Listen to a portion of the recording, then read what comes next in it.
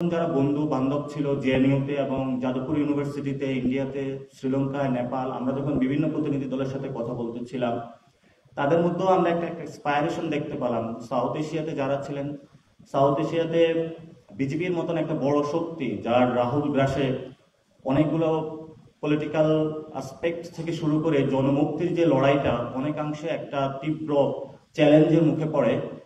আমরা আমাদের ছোট ছোট স্কেলগুলোতে কাজ করতেছিলাম। জেএনইউতেও বটতলাতে আড্ডা চলতেছিল, যাদবপুরেও চলতেছিল, শ্রীলঙ্কা যেগুলো ইউনিভার্সিটিতে চলতেছিল, অলরেডি তারা আমাদের পূর্বেই তাদের একটা আপরাইজিং কমপ্লিট করেছিল।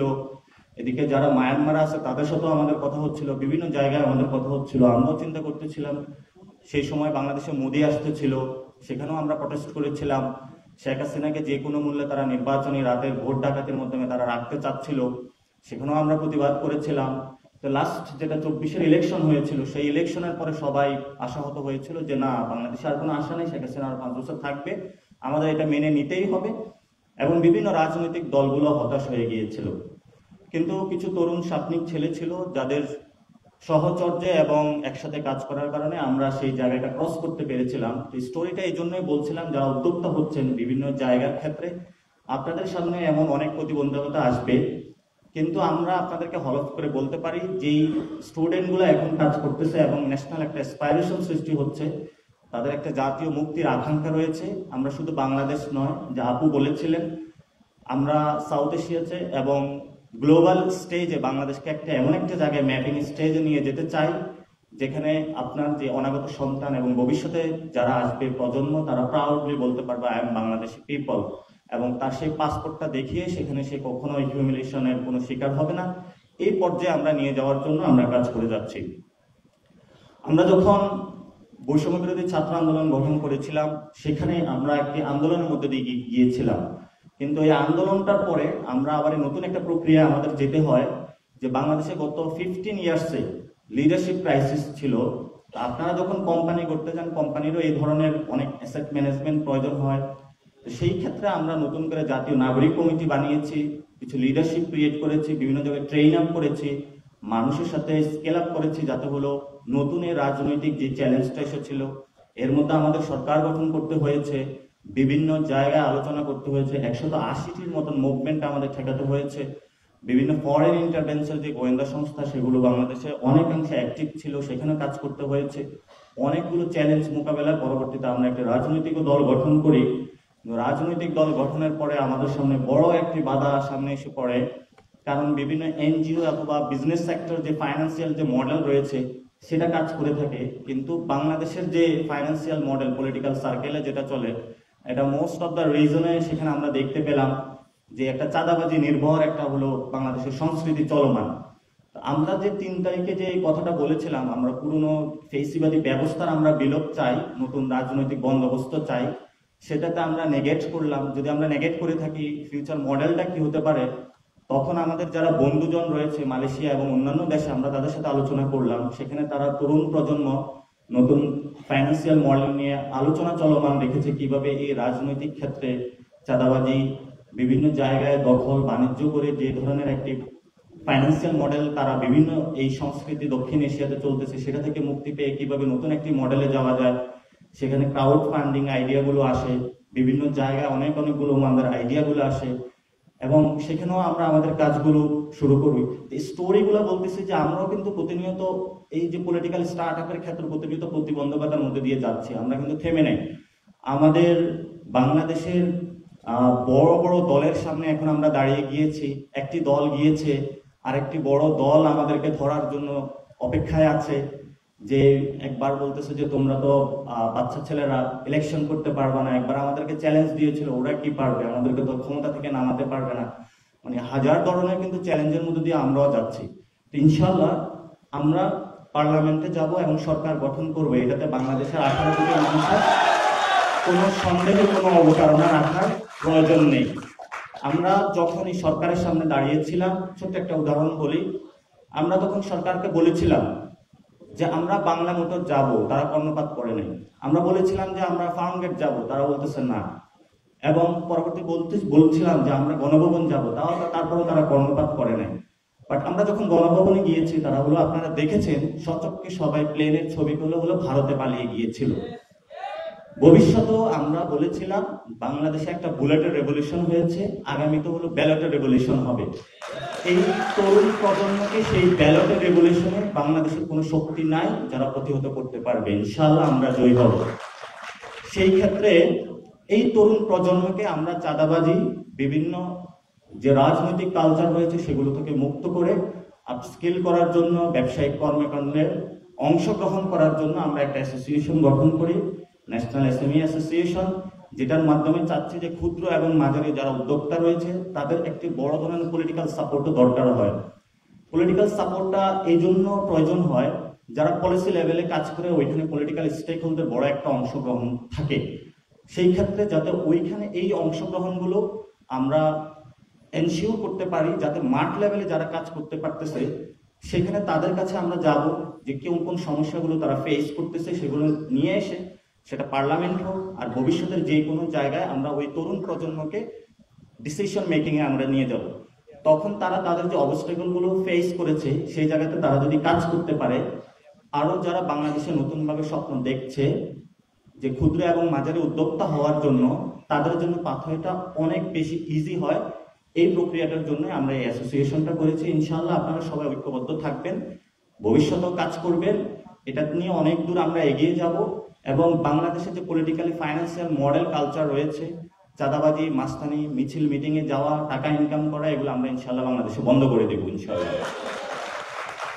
আমি একজন ক্ষুদ্র পলিটিক্যাল উদ্যোক্তা হিসেবে যে জিনিসটা বলতে চাই, আমরা আমাদের দেশের ক্ষেত্রে নেশন স্টেটের ক্ষেত্রে যে ইনস্টিটিউশনগুলো রয়েছে, এটা একজন ভাই বলেছিল এসএমই ফাউন্ডেশন রয়েছে এবং এনবিআর রয়েছে, ফাইন্যান্সিয়াল অনেকগুলো ইনস্টিটিউশন রয়েছে, এগুলোকে যেমন শক্তিশালী করে আমরা কাজ করব, তেমনি ভাবে আমরা এই দক্ষিণ এশিয়াতে পিপলস ইকোনমিকে কিভাবে আমরা নতুন করে মানুষের সামনে নিয়ে আসতে পারি, অর্থাৎ জনগণের যে অর্থনীতি, জন অর্থনীতি, এটার কিভাবে আমরা নতুন করে এই জায়গায় মূল্যায়ন করতে পারি, যেটা আমাদের সামনে অনেকগুলো উদাহরণ রয়েছে।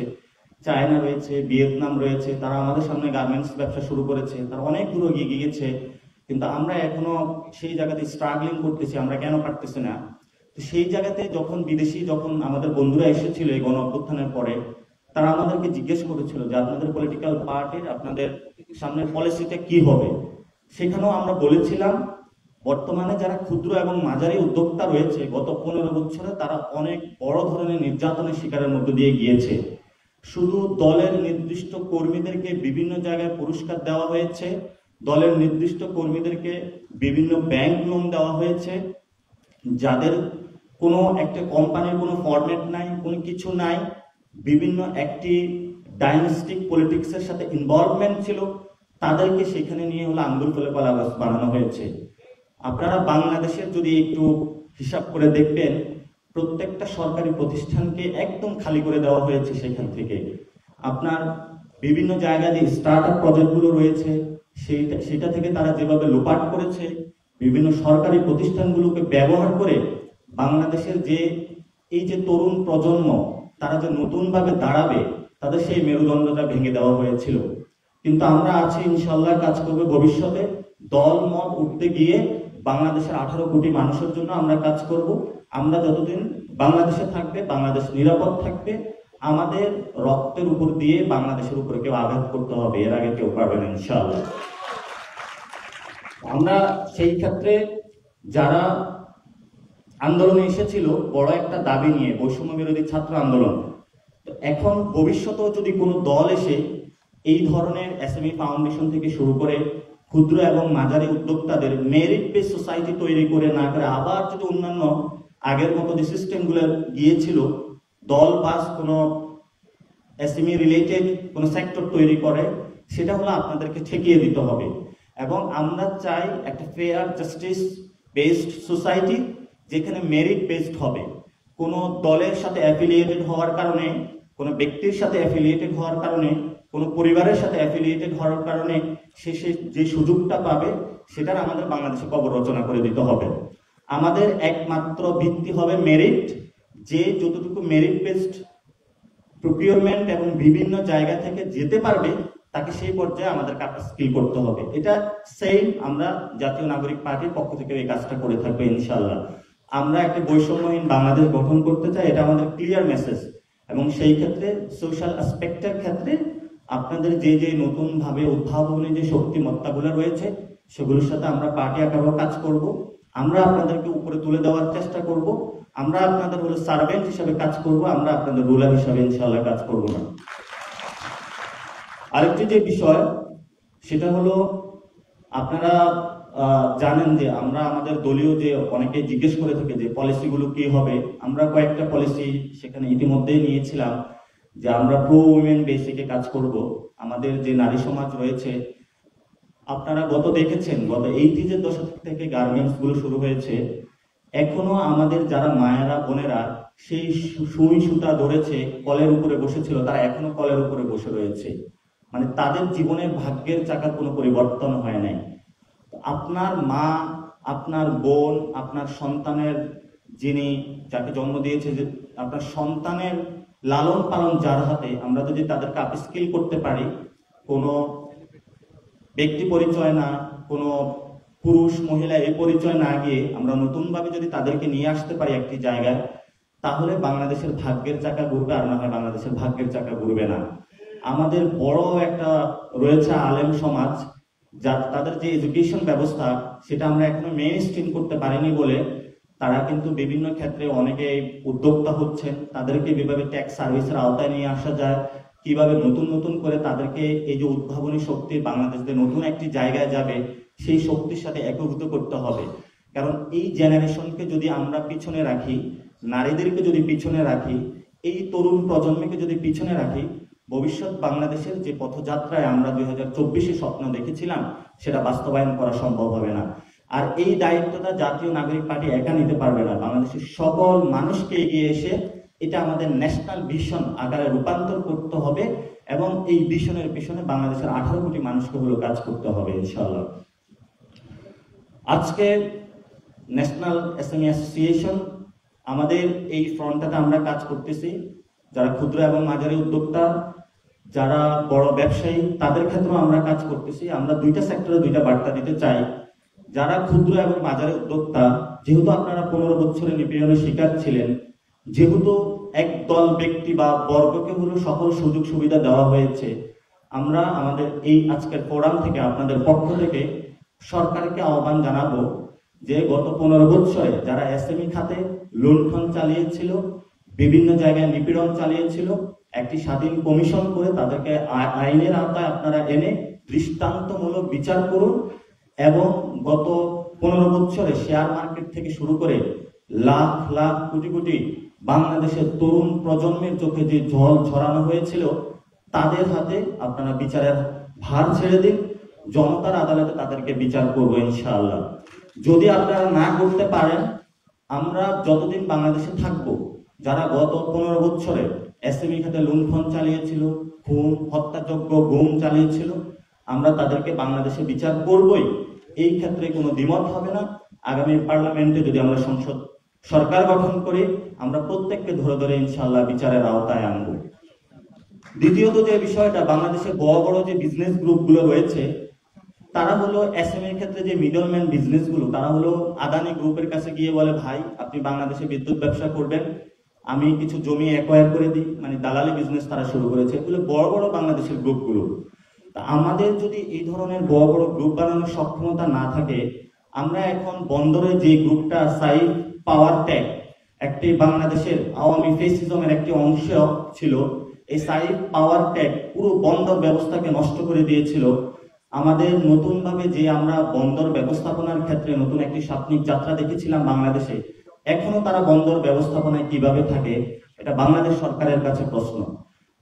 আমাদের এমন এমন কোম্পানি করতে হবে যারা শুধু বাংলাদেশ বিয়ন্ড দা বাংলাদেশ গিয়ে গ্লোবাল এরিনাতে যদি কাজ করতে পারে, তাহলে হয়তোবা আমাদের যারা ইয়াং জেনারেশন রয়েছে তারা সেখানে চাকরি থেকে শুরু করে উদ্যোক্তা থেকে শুরু করে অনেক ক্ষেত্রে হলো কাজ করতে পারবে। তো সেই ক্ষেত্রে আমাদের সরকার জায়গা থেকে সরকার উদ্যোগ গ্রহণ করতে পারবে। আমরা গত 10 মাসে বাংলাদেশের যারা রাইজিং মিডল ক্লাস রয়েছে, তরুণ প্রজন্ম যারা রয়েছে, যারা যুদ্ধটা করেছিল নতুন বাংলাদেশ গঠনের জন্য, এই 10 মাসে এই রাইজিং মিডল ক্লাস এবং তরুণদের জন্য এই সরকার কোনো কিছু করে নাই। এই সরকার বাংলাদেশে যেমন দায়িত্ব রয়েছে তাদের একটি সুষ্ঠু ইলেকশন দেওয়া, তার আগে এই সরকারের বড় দায়িত্ব রয়েছে তরুণ প্রজন্মের কাছে। এবং যারা ক্ষুদ্র মাঝারি উদ্যোক্তা, যেটার বিনিময়ে উনি বিক্রি করে হলো একটি নোবেল পাইলো। এবং Immigration to Canada. We provide the best quality service and solution for Canada immigration. Please visit our website and contact for details.